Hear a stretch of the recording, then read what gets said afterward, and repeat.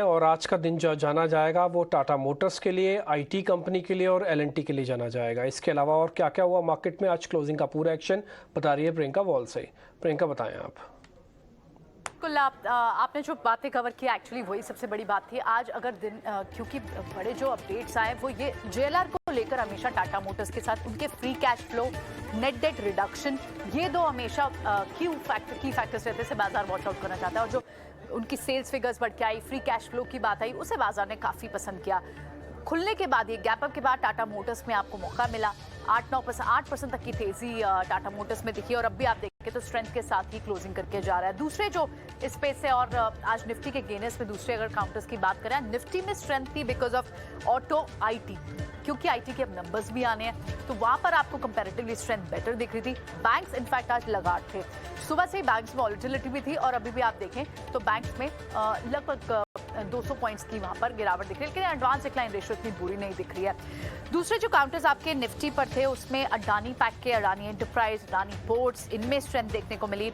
IT counters में विप्रो और दूसरे तमाम काउंटर्स, इन्फोसिस, टेक महिंद्रा, इनमें आपको स्ट्रेंथ बेटर दिखाई दी। और ओएनजीसी में भी आपको स्ट्रेंथ दिखी, क्योंकि गैस प्राइसेस का फर्क 3 डिफरेंट कैटेगरी में, चाहे सिटी गैस डिस्ट्रीब्यूशन हो, गेल जैसे काउंटर्स हो, और साथ ही ओएनजीसी और ऑयल इंडिया में हो, वहां पर मूव का फायदा मिलता है। और आपने उसको स्टॉक प्राइस की मूवमेंट में भी आज देखा। आज लूजर्स कहाँ थे? क्योंकि आज बैंक्स और फाइनेंस थोड़े लगाट थे, वहां पर प्रॉफिट बुकिंग क्लियरली आपको दिख रही थी। और बजाज फाइनेंस बड़ा लूजर रहा। आप पिछले हफ्ते में 2 दिन में 2 वर्किंग डेज में आप देखें तो वहां पर लगभग 4-4.5% की मूव आ भी चुकी थी। लगभग 6000 के आसपास टच होकर फिर वापस बजाज फाइनेंस में आपको यहाँ आज प्रॉफिट बुकिंग बनते हुए दिखाई दी। और दूसरे जो काउंटर लूजर्स थे वो टाटा कंज्यूमर थे। आज एक स्पेस जो क्लियरली आरबीआई के पॉज के बाद बेनिफिट होता है और बहुत समय से मल्टी ईयर इनफैक्ट उसमें ब्रेकआउट की बात की जाती है, लेकिन ये सेक्टर ने स्पेस में रिटर्न्स दिए ही नहीं है, वो रियल एस्टेट। डीएलएफओ, गोदरेज प्रॉपर्टीज, ब्रॉय रियलिटी, प्रेस्टीज और इनफैक्ट शोभा के भी अच्छे बिजनेस अपडेट्स आए थे। वहां से मोमेंटम सुधरा, इंटरेस्ट रेट सेंसिटिव ऑटो को भी फायदा मिलता है और दूसरा रियल एस्टेट को भी फायदा मिलता है, क्योंकि बाजार में अब एक व्यू दिख रहा है कि शायद इन्फ्लेशन पीक आउट है, क्योंकि आरबीआई ने रेट्स पॉज किए। उसके चलते मिड कैप स्पेस से आपको गोदरेज जैसे काउंटर्स में मूव दिखी, प्रेस्टीज जैसे काउंटर्स में मूव देगी। आज फिर से आपको पावर स्पेस में, चाहे वो एनटीपीसी जैसे काउंटर्स हो, फाइनेंसर्स हो, पीएफसी हो, आरईसी जैसे काउंटर्स हो, इनमें भी आपको फिर से मूव दिखाई दी। सो ओवरऑल आज का जो एक्शन था वो लार्ज कैप स्पेस में ज़्यादा दिखाई दिया। आप एडवांस डिक्लाइन देखें तो ऑलमोस्ट 50-50 रेशियो के साथ एडवांस डिक्लाइन रेशियो जा रही है।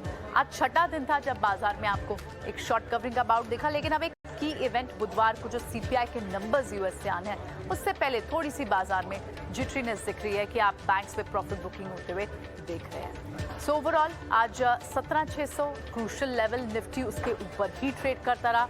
हालांकि बैंक निफ्टी ने जरूर अपने 41,000, 40,900 के उन ऊपर के लेवल्स को रेजिस्टेंस के तौर पे देखा और वहां से नीचे भी आया। एंड कैपिटल गुड्स में तो लगातार आप एलएनटी जैसे स्टॉक्स में तेजी देख रहे हैं, सीमेंट स्पेस में लगातार तेजी देख रहे हैं। सो ओवरऑल आज दिन ऑटो में टाटा मोटर्स के नाम रहा, ये कहना चाहिए, वहाँ बड़ी स्ट्रेंथ दिखी।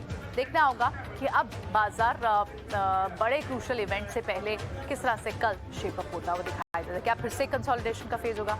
Will have to watch out. Plus आज ग्लोबल फैक्टर्स कैसे वर्कआउट करके पैन आउट है। शो को